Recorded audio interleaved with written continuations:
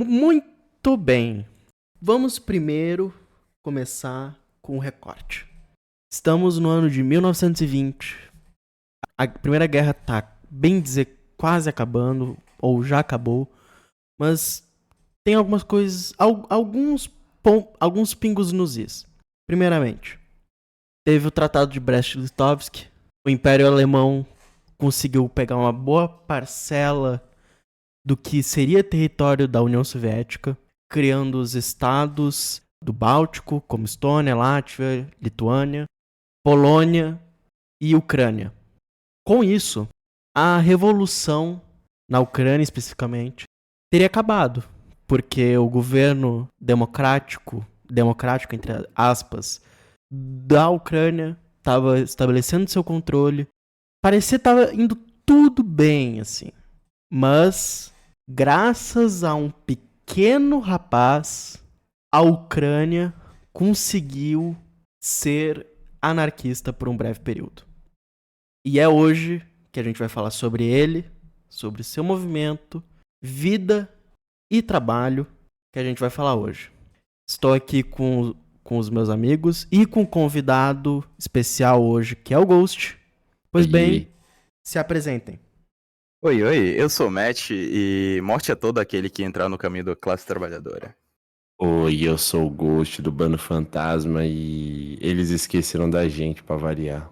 É sobre isso. Pois bem, Matt vai começar a falar um pouco sobre um background do anarquismo na Rússia. Bem, o anarquismo na Rússia, por incrível que pareça, apesar de todos os grandes autores anarquistas que provêm desse país, sempre foi muito enclausurado e um movimento muito pequeno. Apesar da mítica que Bakunin e Kropotkin inspiram dos russos revolucionários, o anarquismo na Rússia sempre teve uma questão com o encastelamento dentro da academia. E principalmente a vertente niilista era bem popular entre os acadêmicos da região central da Rússia e região de Petrogrado, onde se concentravam as maiores academias que refletiam a realidade anarquista na Rússia. Uma grande questão com esse movimento anarquista na Rússia primordial, que veio da classe média alta, e muitos até nobres aderiram ao movimento, como o próprio Bakunin e Kropotkin, é que eles nunca conseguiram efetivamente penetrar nas camadas da classe trabalhadora, tanto pelo individualismo niilista que eles pregavam, ou as ações de aventureirismo, que eram muito comuns na época do czarismo. Ações de aventureirismo que eu digo são as ações terroristas, muito ligadas aos Narodnik, que justamente estavam em coligação com os anarquistas. Os Narodnik primordialmente eram liberais que estavam propondo uma república popular na Rússia, popular no sentido de direitos aos camponeses, que eram eternamente oprimidos pelo czarismo, e também direitos à pequena burguesia que não se sentia representada pelo governo oligárquico do czar. Então, logo, os anarquistas se juntaram aos Narodnik para colocar em pauta os direitos dos camponeses, que eram seu principal alvo. Só que eles nunca entenderam muito bem a relação dos camponeses com a revolução e tudo mais, pois eles tinham aquela questão de que os camponeses, na visão deles, já eram comunistas e eles não precisavam fazer outro trabalho além disso, tipo, além de criar uma revolução burguesa para dar condições melhores aos camponeses, eles nunca entenderam a questão que o povo camponês é tão revolucionário quanto o intelectual. E isso Kropotkin sempre criticou. Desde que ele migrou para a Suíça e decidiu lá escrever seus periódicos, ele sempre criticou a questão do encastelamento na Rússia, que sempre prejudicou o movimento anarquista naquele país, que se tornou muito débil e pouco efetivo. Tanto que teve que fazer alianças com outros grupos que buscavam coisas que... E, bem dizer, o Kropotkin também ficou muito alheio ao movimento anarquista na Rússia. Tanto por esse afastamento que ele teve que buscar, por questão de sobrevivência mesmo, porque na Rússia ele estava com a cabeça marcada para morrer. E, nesse momento, ele retorna para a Rússia durante a Revolução. E ele esperava ser recebido pela cúpula anarquista como forma de receber uma pessoa que foi tão importante, escreveu tantos textos na Rússia, mas chegando lá ele não teve uma recepção. Parecia que onde ele chegava era a luz chegando nas baratas, todo mundo se escondia, ninguém queria ver o Kropotkin. E nisso ele cometeu um dos pecados da vida dele, que foi incitar a população contra a Alemanha, numa postura que a população já não estava mais satisfeita. A guerra já estava indo pro caralho, assim. Os camponeses já estavam todo puto com o governo. E, assim, o incitar o povo aí à guerra era uma ofensa naquele momento. E Kropotkin, obviamente, sofreu danos à sua imagem. Outro grande anarquista notável nessa época, que estava na Rússia, que também aderiu a uma postura contrária aos anarquistas da cátedra, foi Volin. Volin sempre teve uma postura mais amigável aos movimentos camponeses que estavam se formando no sul da Ucrânia, e ele mesmo decidiu se juntar ao movimento, embora tenha sofrido muitos atrasos nessa tentativa de se juntar aos anarquistas. Até porque em tempos de guerra era uma decisão muito complicada dele sair da onde ele estava, que era aos arredores de Moscou, para ir para o sul da Ucrânia e ir para uma zona de guerra, talvez uma das piores zonas de guerra que estava acontecendo, porque além dos brancos que estavam na Crimeia, eles também estavam lidando com o Exército Branco do Cáucaso, que tinha muitos legionários chechenos e divisões de Kuban também, que foi uma república que se formou por um curto período de tempo na região do Cáucaso. E o movimento anarquista em si foi a resistência popular principal naquele contexto. Bem, para explicar o que foi o movimento anarquista no sul da Ucrânia nessa época, a gente tem que relembrar a vida de Nestor Makhno. Nestor Makhno era nada mais nada menos do que um servo que foi liberto durante as reformas de 1905, porém ele sempre continuou na vida laboriosa que era o serviço camponês na Ucrânia. A etnia ucraniana sempre foi oprimida pelo czarismo e pelas outras coisas que vieram antes do czarismo, pois a Ucrânia sempre foi uma região muito fértil e muito ligada à cultura campesina. E logo os camponeses da Ucrânia sempre tiveram essa veia libertária de se livrar de um grande império que ia para a Ucrânia só para usufruir de sua terra, de seu trabalho e dos seus grãos que vinham alimentando toda a Rússia. A Ucrânia era o verdadeiro celeiro da Rússia naquele momento. Então Nestor Makhno, aos 17 anos, se juntou a um grupo de anarquistas, anarcocomunistas, que realizaram ações de propaganda e se envolveram em alguns conflitos com a polícia. Makhno em si matou um policial e foi condenado à morte. Porém, como ele tinha 17 anos ainda, ele escapou da pena de morte, que foi convertida a 20 anos de prisão. No seu tempo de prisão, ele dedicou-se a preencher as lacunas teóricas que ele tinha, pois ele ainda era um jovem analfabeto. Ele nunca aprendeu a ler. E na prisão ele se dedicou à literatura e à teoria anarquista, de tal ponto que ele se tornou um intelectual fervoroso. Apesar de muitos detritores da sua imagem falar que ele era uma pessoa chucra, que não tinha conhecimento, que não era dotado de uma visão mais política da coisa, ele se mostrou uma pessoa muito sábia e muito capaz de organização. E então, Makhno, ao sair da prisão, durante a Revolução de 1917, onde os prisioneiros políticos foram libertos pelos bolcheviques, ele se juntou ao seu irmão e voltou à sua vila natal, onde ele reorganizou o seu grupo anarquista, que estava bem disperso, e adentraram os sovietes da região, que já era um soviete bem oposto aos sovietes centrais de Moscou. E naquele momento ele decide por formar o Exército Negro, que foi uma força que se juntou aos outros anarquistas que estavam em Kherson, que também tinha uma atividade anarquista bem grande, e lá se formou a principal força combatedora do Exército Negro. E logo foram realizadas atividades de guerrilha na região e acontece que Galípoli foi tomada pelos brancos.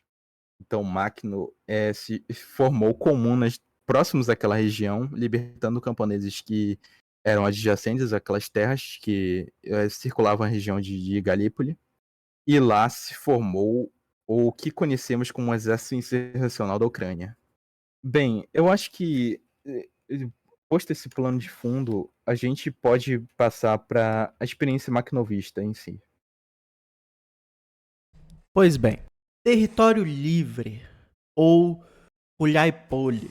Basicamente, o movimento macnovista, ele começou como um movimento anarquista, como foi falado, em pequenos grupos.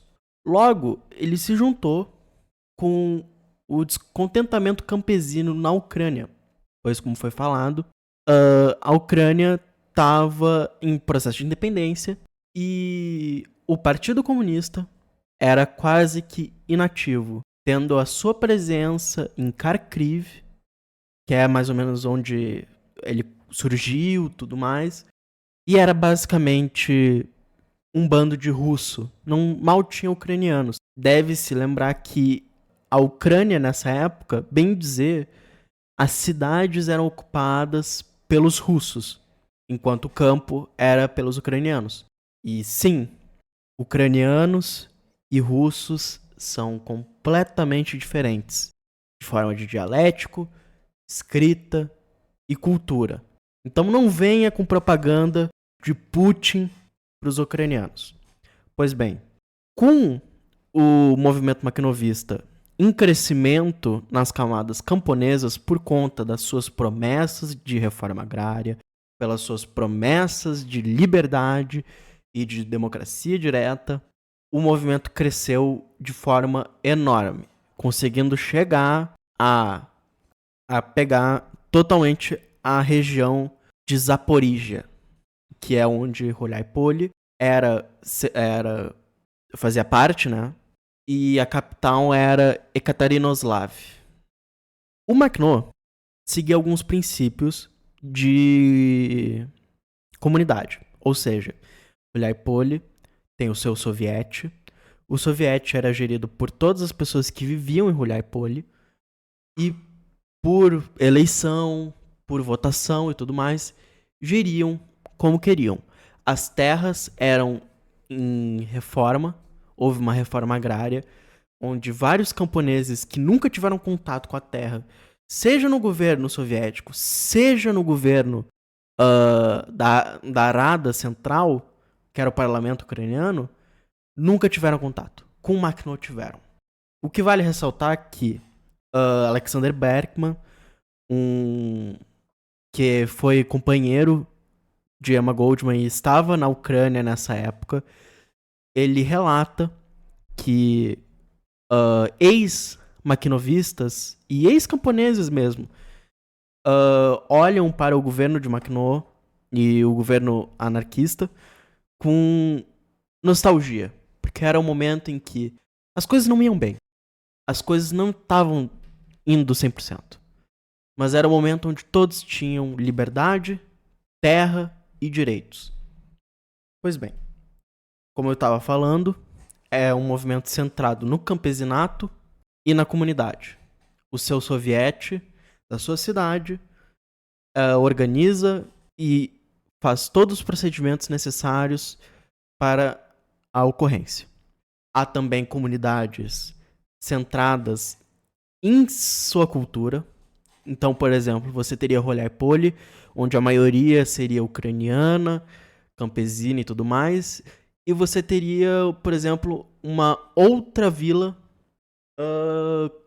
de comunidade judaica, onde você poderia, por exemplo, ter também uma cultura agrônoma ou uma cultura de serviço ou industrial.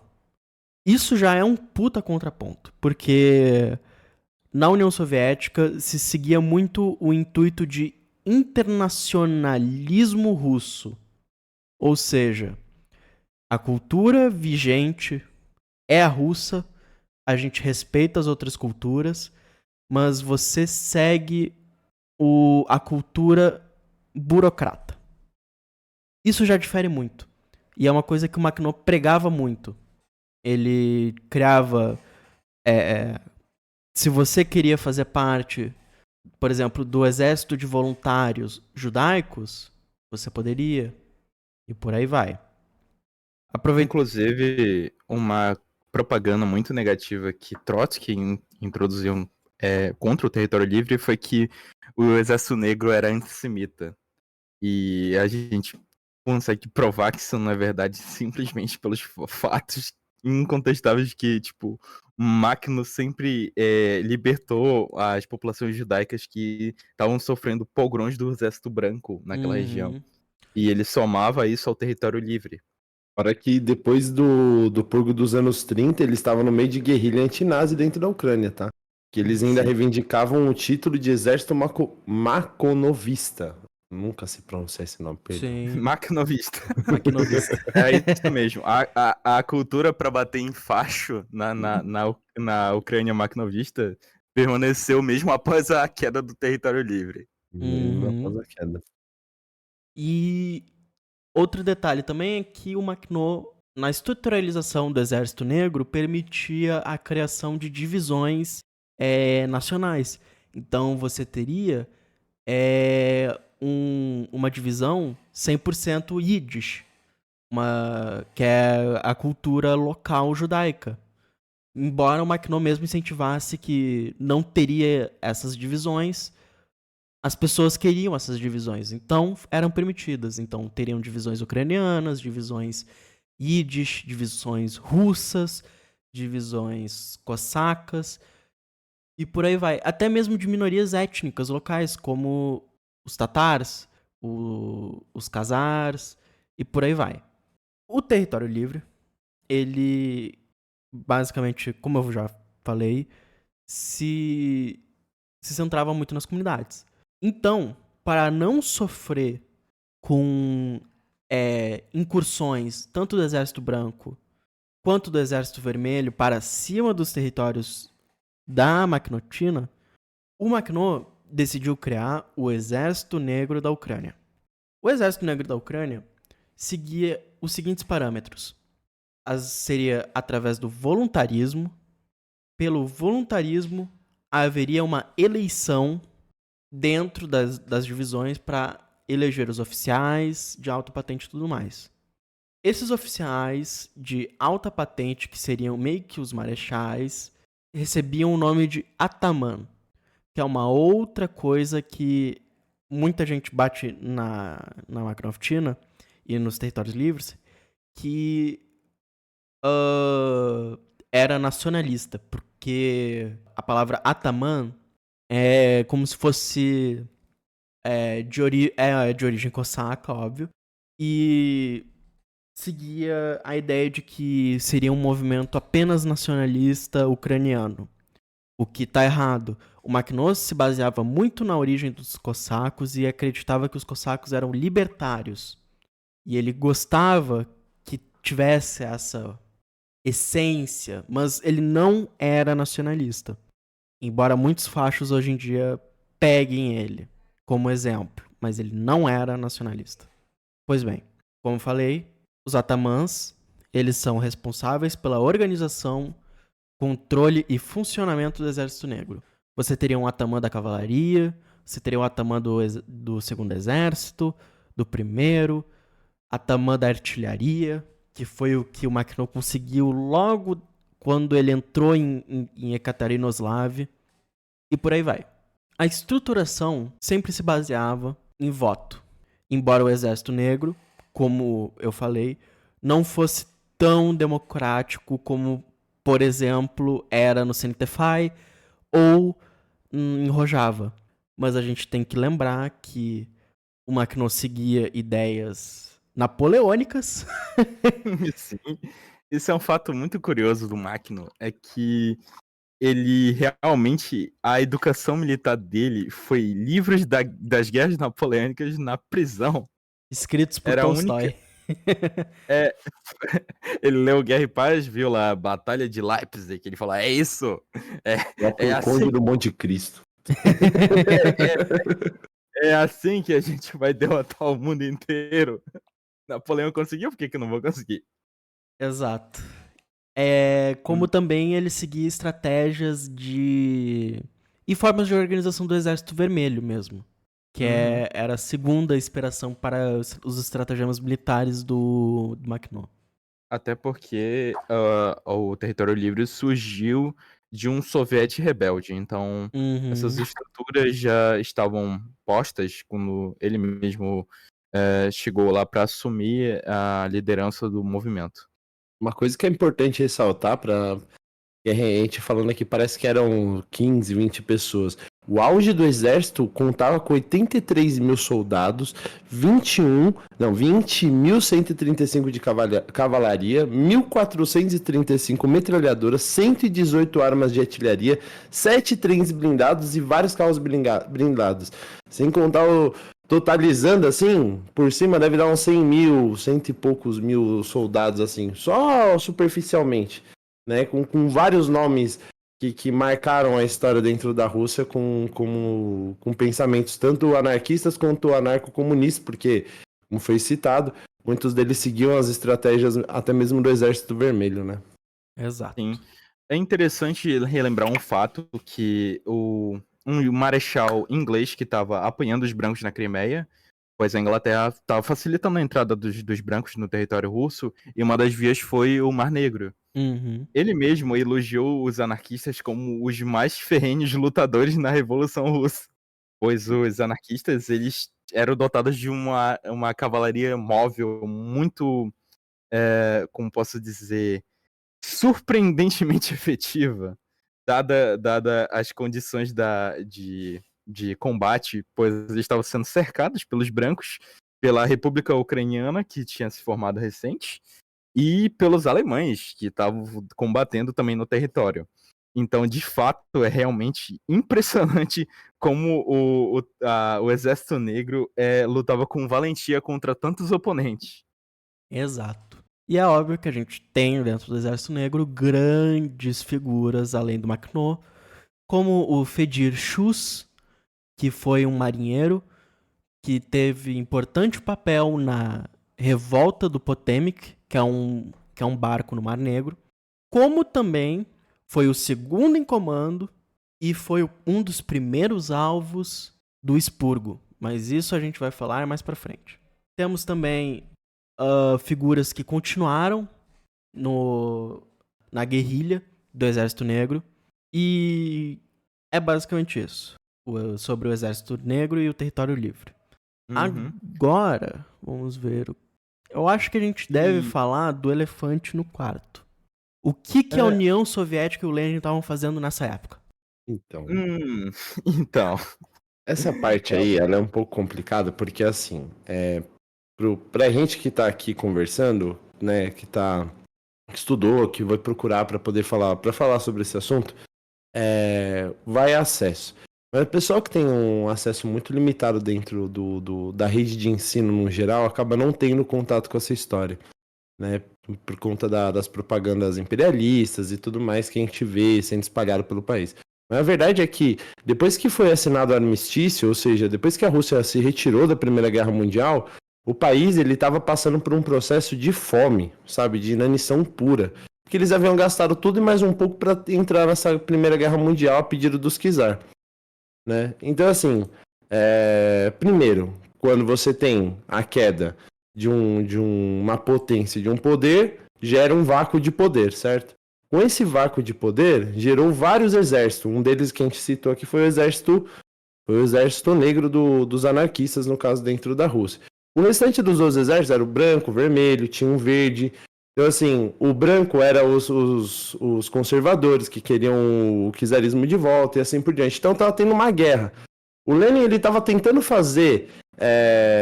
conectar a Rússia para poder tentar falar de uma forma única, unificada, para poder tentar fazer esse movimento, né? Enquanto isso, ele estava contando com a ajuda de algumas pessoas que não eram tão confiáveis assim. Lá vamos nós. Ai, dá até dor no coração. que veio trazer o que a gente vai chamar de momento histórico, que é a traição, né? Que foi ali pelo período de 1920, 1921, né? Que o Exército Negro vai acabar encontrando os bolcheviques, que vão mobilizar mais de 350 mil soldados para poder ir para cima dos anarquistas, dentro do terreno livre. Já se conversava com Lenin sobre, por exemplo, que o Lenin tem registros falando que ele tinha um certo apreço pelo movimento anarquista, que ele queria conversar sobre um espaço para que se pudesse ter essa autogestão, como ele pontuava. Mas nós tivemos um cara muito engraçado chamado Trotsky. Até um negocinho aqui. Engasgou. Deu dar um negocinho. No caso Trotsky, dentro desse período de 1920 a 1924, mais ou menos, ele vai começar a mobilizar isso para poder ganhar espaço e vai usar a força dos anarquistas para fazer isso. Em determinado momento, ele vai ver como descartável. Essa ideia vai surgindo. Porque está acontecendo muita guerra dentro do país, segundo essa foi uma das justificativas, que a guerra está tomando conta, ele precisa tomar o controle disso tudo, né? E ele está vendo outros países ganhando independência. Não sei se essa era a ideia que o Trotsky tinha, mas no caso o Lenin era realmente essa, falar, mano, nós defendemos a paz, nós queremos que as pessoas tenham essa independência para que a gente possa se organizar enquanto civilidade, né? Então, assim, você tinha a Estônia, a Lituânia, a Letônia, a Polônia, a Ucrânia mesmo tentando conseguir digamos, essa independência dos poderes que tinham ali imperialistas, né, que estavam ali já há bastante tempo. Enquanto isso, eles estavam tentando se organizar com comida, com roupa, se organizar enquanto Estado, né, tentar colocar uma liderança e organizar um exército vermelho para dar contraposto, porque enquanto isso o mundo estava em caos, né? Eles tinham que segurar de alguma forma os territórios que mais para frente a gente vai conhecer como o território russo, né? Que ali vai começar a formação do que a gente vai ver como União Soviética. Então, assim, enquanto isso a gente estava vendo, posso dizer, negociações de fora, tentando ver questões de gastos de guerra, a gente estava vendo aí o vício de ópio crescer, a quantidade de homens morrendo dentro de campo de guerra, e aqui é complicado, né? Mas ali na Rússia, no núcleo da Rússia, você via essa guerra civil crescer e matar mais gente, e não havia essa comunicação, né? Então, quando eles conseguiram estruturar alguma coisa e todo mundo viu que estava tudo dando certo, eles começaram o Exército Vermelho começou a se voltar contra esses pequenos núcleos de conflito que existiam para poder tentar controlar isso. A questão é que o controle que foi imposta foi extremamente violenta, né?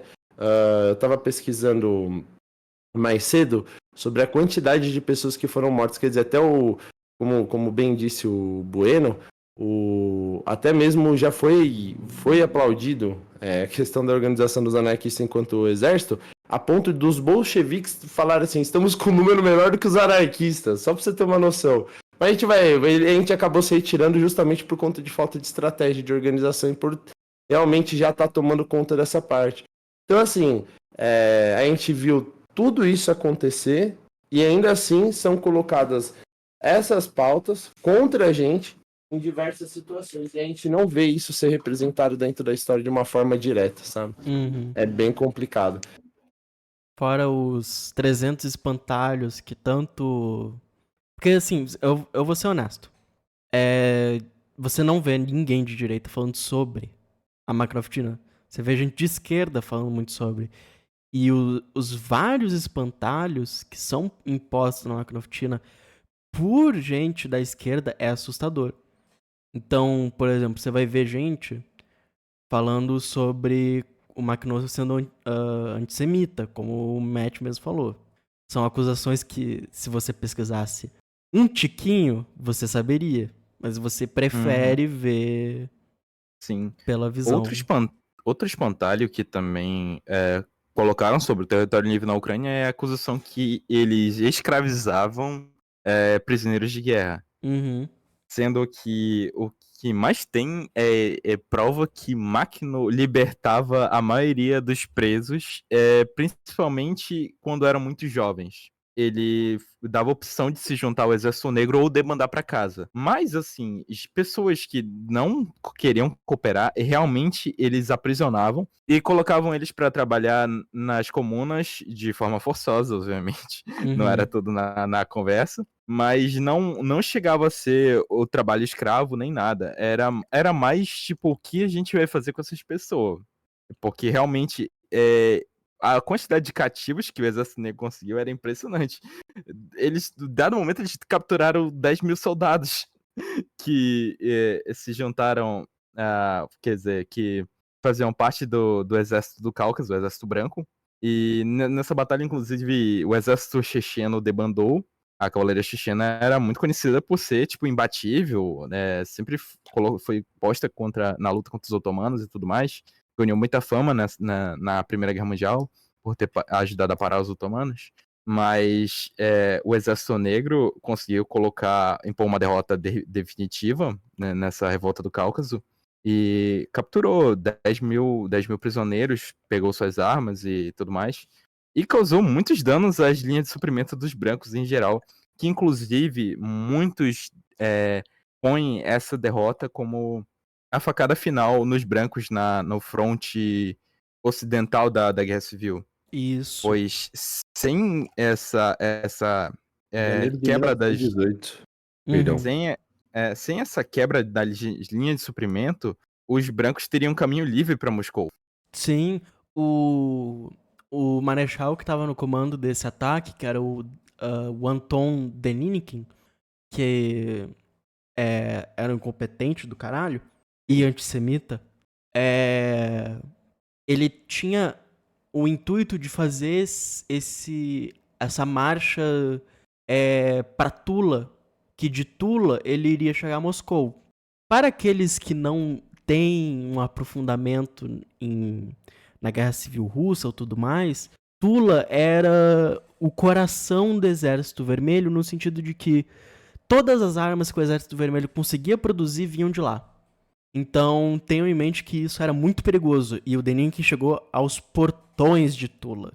A menos que ele não tivesse pensado em que talvez teria sido melhor se eu focasse nos anarquistas, né? Mas ele não pensou nisso. E, obviamente, Makhno e o Exército Negro conseguiram quebrar esse gigante e deixou, bem dizer, o movimento do Cáucaso branco ao isolamento na Crimeia sob comando do antissemita horrível, um ser humano horrível, que era o Wrangel, o Barão Negro, também conhecido. E apesar de todas essas vitórias que o movimento negro levou e salvou realmente a Revolução Vermelha, a traição contra os anarquistas tem um gosto mais amargo cada vez mais que a gente pesquisa, não é verdade? Uhum. Pois, né, porque tem registro de gente que falava que tava dormindo e de repente, uma espingarda na minha cara, que divertido, né? Sim. Rolou o episódio do jantar também, que chamaram algumas lideranças para um banquete, e Trotsky mesmo foi quem ordenou a Tcheca a essa ação de assassinato. Não, e ninguém espera, quer dizer... Ninguém ia esperar. Não, imagina que isso, é convidado. Pode falar. Sabe por quê? Porque assim, você vê, em 1921 teve a fome russa. Uhum. Quer dizer, eu tô lá, passando um frio, sabe, tipo, em pose de guerra, armado, do lado do camarada aqui, passando fome, contando migalhinha aqui pra gente se dividir no meio do frio, tentando se aquecer, dividindo vodka, e de repente, uns 2, 3 anos depois, uma bomba dessa? Sabe? Do nada, assim, o cara que eu sentava do meu lado, do nada, sabe? É muito complicado, sabe? É muito complicado lidar com isso. E assim, e como isso repercute até hoje, chega a ser até absurdo, porque você vê, o resultado disso só foi uma fortificação desse discurso imperialista que impede a gente de chegar na classe trabalhadora e falar, olha, aqui, ó, não tem nada demais nisso aqui de você lutar pelos seus direitos, né? Eu acho que isso atrapalhou muito. Em questão global, eu acho que isso atrapalhou muito.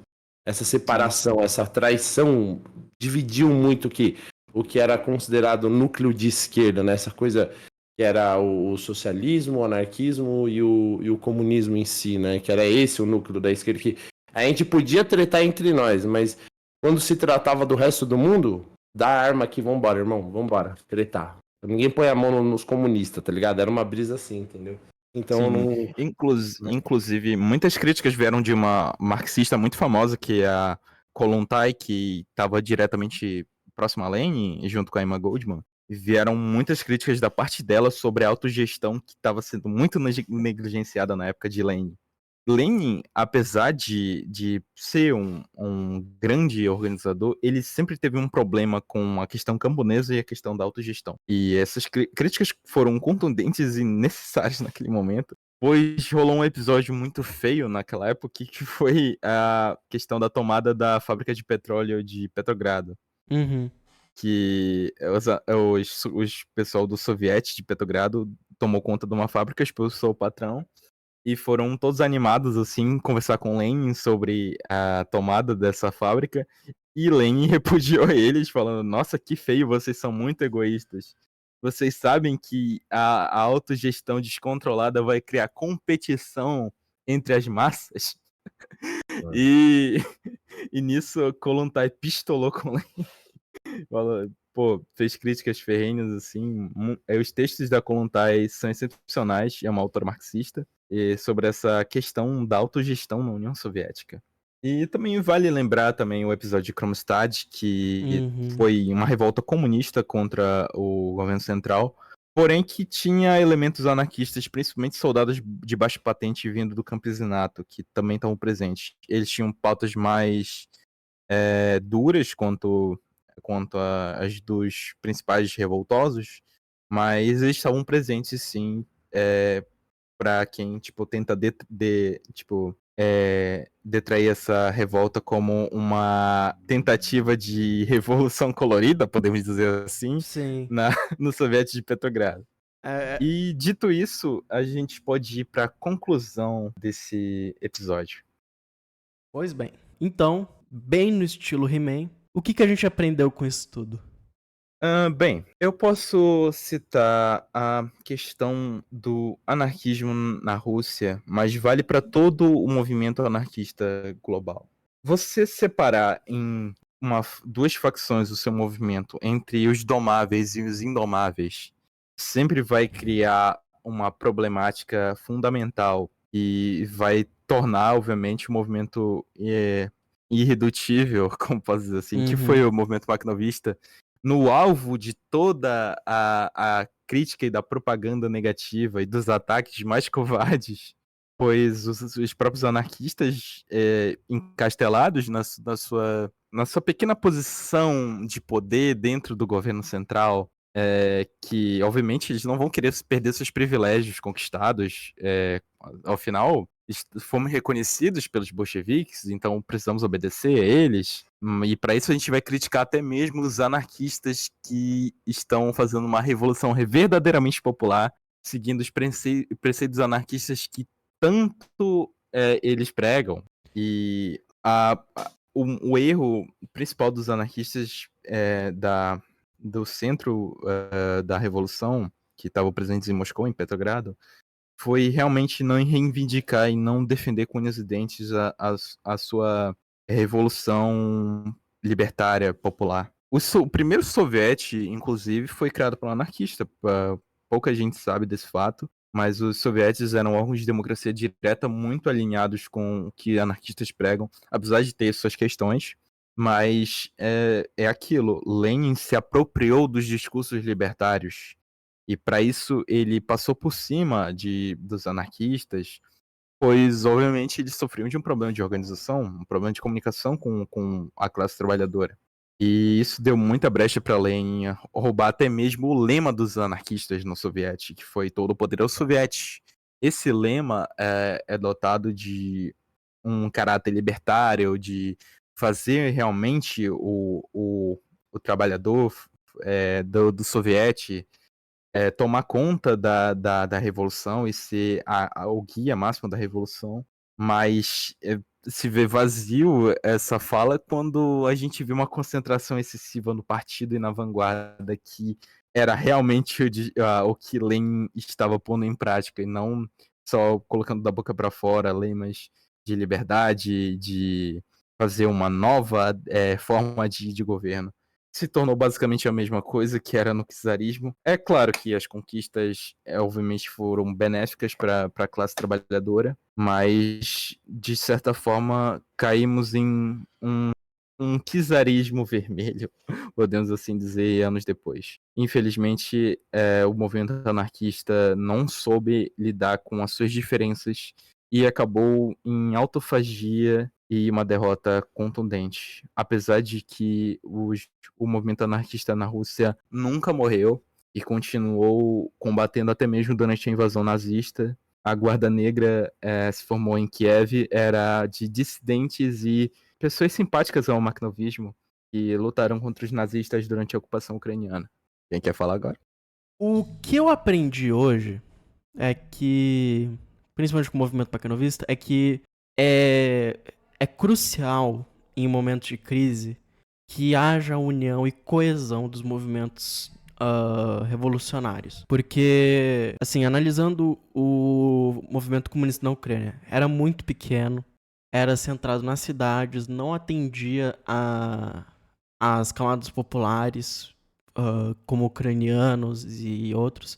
Você não vê uma atividade grande do Partido Comunista Ucraniano nessa época. Você só vê realmente atividade anarquista nessa época ucraniana. Então, se houvesse uma coesão, um apoio mútuo entre os comunistas e os anarquistas, a revolução com certeza teria sido muito maior e muito mais forte do que ela realmente se tornou. Como a gente viu com o governo Stalin e tudo mais. Talvez teria se expandido mais, talvez ele teria tido sucesso na guerra russo-polonesa. E quem sabe, um grandioso soviético, onde todo mundo fala entre si, onde tem um acordo mútuo, apoio mútuo. As chances de ter tido algo tão mais belo quanto realmente foi, se perdeu. Não foi só nos territórios livres da Ucrânia, foi na Espanha e foi em vários lugares. E ao invés de cada um ter que procurar e apontar o dedo em cada um, aponta os dedos para os próprios erros que aconteceram. Aprendeu que houve erros, nada é perfeito. A gente mesmo nota que na máquina oficina teve erros. A questão toda é que você vê os acertos e você toma um susto, porque era algo enorme. Então, assim, a gente tem que aprender agora que em momentos cruciais, como é os que a gente está tendo hoje em dia, com a volta do fascismo, com a volta de movimentos de direita radical, que a gente tem que estar muito unido e coeso. A gente não tem que ter a gente não pode ser purista. A gente não tem que ter purismo. Hoje o que eu aprendi é que os mesmos erros que cometemos no passado repetimos no futuro. A frase morte a todos que estão no caminho da liberdade para as pessoas que trabalham. As pessoas que trabalham. Eu acho que a nossa falha ainda se repete, ainda mesmo hoje no século XXI. A gente tem uma dificuldade enorme de poder se comunicar verdadeiramente com a classe trabalhadora, com aquele que está na ponta de lança de verdade. Né? O que eu aprendi, que a gente não, né? A gente é muita gente, mas o que eu aprendi dentro desse podcast hoje é que a gente precisa sentar mais vezes com as pessoas que trabalham ao nosso entorno, não exclusivamente em nossas categorias, mas as categorias que a sociedade impõe como mais baixas, e mostrar essa história para eles. Tá vendo? Eles se organizaram, eles tinham uma propriedade que era deles, e que lá eles faziam autogestão, que lá eles se organizavam, que lá eles tinham um território que eles podiam falar que era deles, e lá eles podiam fazer aquilo que eles bem entendessem, né? Anarquia a gente coloca muito aliás, muitas pessoas colocam no contexto de só baderna e destruição, como muitas vezes são pontuadas, até mesmo por jornais de grandes patentes, etc. Então, assim, falta um pouco disso, a gente sair um pouco É importante, óbvio, eu não quero retirar a importância de você estudar, de você procurar, de você se letrar sobre o assunto, porém eu acho que é prioritário nesse momento, como o Bueno bem disse, com novamente o retorno novamente o retorno redundante, mas o retorno do fascismo, assim, no seu auge, né? Agora que a gente tá vendo tudo que tá acontecendo tanto na Itália quanto na Espanha, quanto aqui até mesmo na América Latina, que nós estamos vendo aí acontecer. Então, assim, a gente tem a necessidade hoje de falar com essa classe trabalhadora, assim, mostrar esse universo pra eles. Pra mostrar pra eles, ó, tá vendo, ó, eles conseguiram, a gente também pode, só que a gente precisa se comunicar, a gente precisa conversar, a gente precisa criar esse vínculo. Então, é isso que eu aprendi hoje, eu aprendi a me organizar um pouco melhor. Então, é isso. Acabamos por aqui. Foi uma longa jornada do anarquismo, né, que eu tô querendo falar. A gente passou por muito aprendizado e muito desenvolvimento e melhoria do movimento. E a última coisa que eu quero falar antes de acabar é: viva a máquina off-China! Viva o sonho! Terminamos por aqui. Terminei!